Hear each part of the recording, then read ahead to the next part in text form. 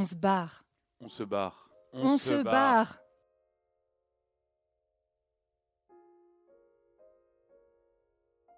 On se barre parce qu'on a pris connaissance du violentomètre.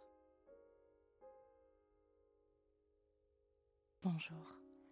Aujourd'hui, on se retrouve en tête à tête pour allumer nos warnings ensemble.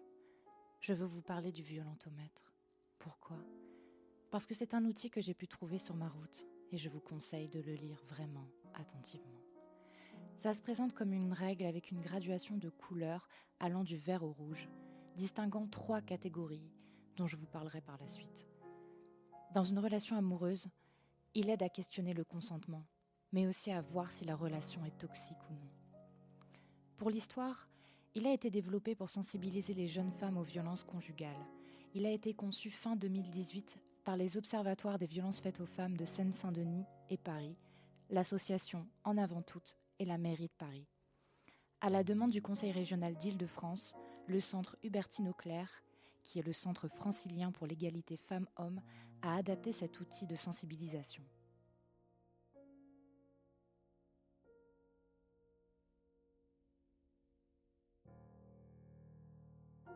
Il date donc de 2018, et je n'en avais pas connaissance. Quand je l'ai lu, j'ai été pétrifiée.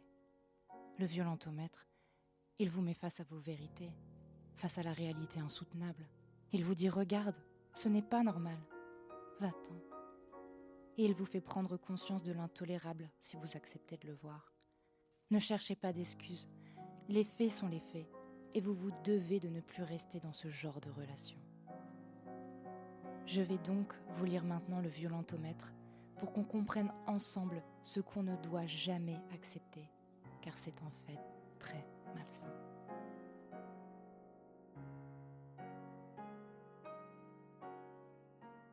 Dans la première partie, on est dans le vert. On est dans profite.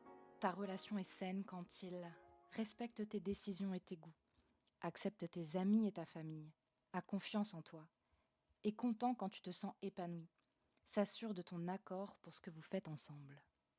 Ensuite, on est dans la deuxième partie, qui est plutôt orangée, parce que là, on est dans la vigilance, dit stop.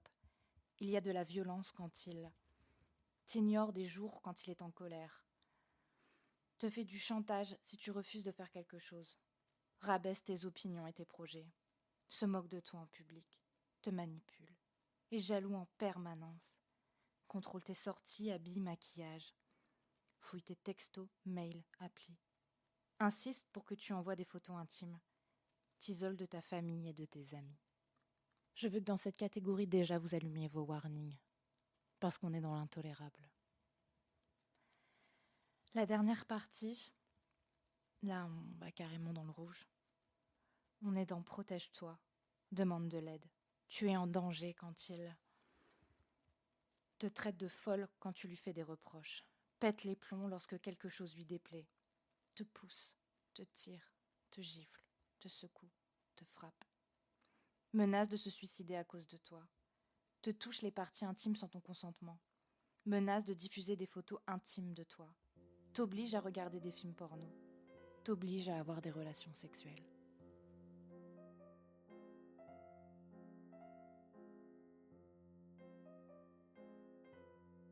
Le relire, c'est toujours difficile pour moi. J'ai des flashs qui me reviennent. Quand je l'ai découvert la première fois, j'ai pleuré parce que tout y était. La réalité me heurtait de plein fouet. J'ai trouvé des excuses à certains comportements. Je me disais, c'est lui. Et j'avais peur pour lui. Peur qu'il se suicide vraiment, peur d'être à l'origine de tous ces comportements odieux. J'étais persuadée d'être la coupable, d'être celle qui ne savait pas l'aimer assez pour le rassurer, que je l'aimais mal. Et j'étais là devant cet outil, et je cochais toutes les cases.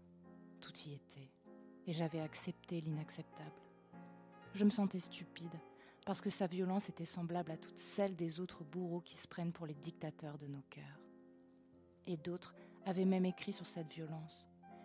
Ce qui faisait vraiment mal, c'est que je pensais que l'histoire était unique, douloureuse, mais c'était mon histoire d'amour.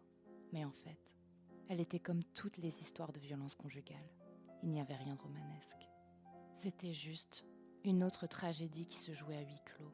J'étais tombée dans le même piège que beaucoup d'autres. Il n'y avait pas de l'amour au fond de ses tripes, mais un besoin de me manipuler pour toujours garder son jouet à disposition. Tout n'était que calcul et préméditation. J'avais été une tête de plus dans son tableau de chasse.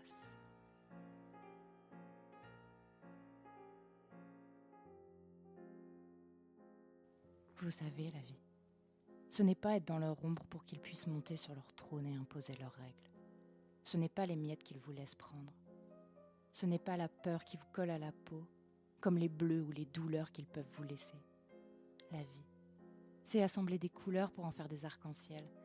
C'est un peu de fantaisie aussi. Ne boirait-on pas une tasse de thé avec le lièvre de Mars d'Alice au Pays des Merveilles ? Et si on célébrait notre non-anniversaire après tout ? C'est danser sous la pluie, sauter dans les flaques pour sentir enfin une sensation revigorante. C'est se laisser rêver et se dire que tout est possible. Après l'orage vient le ciel bleu. C'est rire encore et comme j'aime entendre vos rires. La vie, c'est se réveiller le matin et se dire qu'on a de la valeur et qu'on va le conquérir, ce monde. Vous êtes irremplaçable.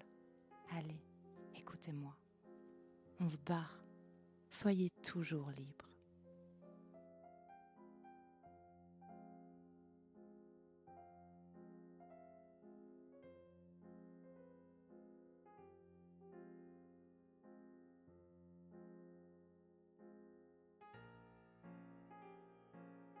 On se barre. On se barre. On se barre.